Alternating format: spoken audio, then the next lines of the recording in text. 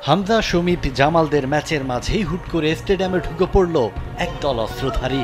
অস্ত্র উঁচিয়ে বলতে লাগলেন খেলা বন্ধ করতে।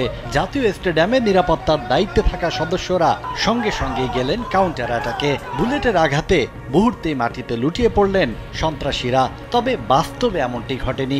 বাংলাদেশ সিঙ্গাপুরের মধ্যকার মঙ্গলবারের ম্যাচ ঘিরে নিরাপত্তা মহড়ার অংশ ছিল এটি। সাজানো আয়োজনের মাধ্যমে নিজেদের শক্তির জানান দিয়ে রাখল নিরাপত্তা বাহিনীর সদস্যরা।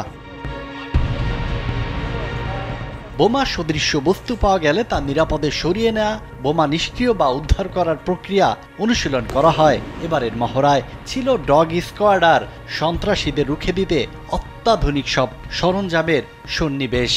কামন ব্রো, এসব অনেক কিছু আসবে আর যাবে, এক্সপার্ট কিন্তু থেকেই যাবে। হাজারো দর্শক, খেলোয়াড়, ম্যাচ অফিসিয়ালদের নিরাপত্তা দিতে যারা দায়িত্ব পালন করছেন তাদের প্রস্তুতি সম্পূর্ণ। এবার হাই ভোল্টেজ ম্যাচটি মাঠে গড়ানোর অপেক্ষা। 4 জুনের ভুটান ম্যাচে দর্শকরা মূল গেট ভেঙে স্টেডিয়ামে ঢুকে পড়েছিলেন। এরপর ম্যাচ চলাকালেও বিশৃঙ্খলা হয়েছে। দর্শকরা গ্যালারির সামনের বেষ্টনী টপকে ঢুকে পড়েছিলেন মাঠে, যার ফলে ম্যাচের নিরাপত্তা নিয়েও প্রশ্ন উঠেছিল।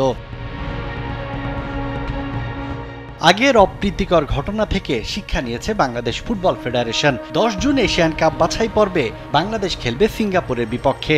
সেজন্য নিরাপত্তা জোরদার করেছে ফেডারেশন।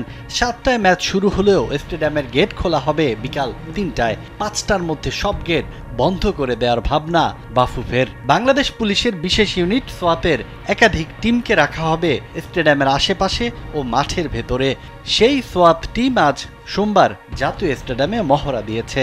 ম্যাচের দিনও নিরাপত্তা ও শৃঙ্খলা রক্ষার বিষয়টি দেখভাল করবেন তারা। সাজ্জাদ খান, কালবেলা।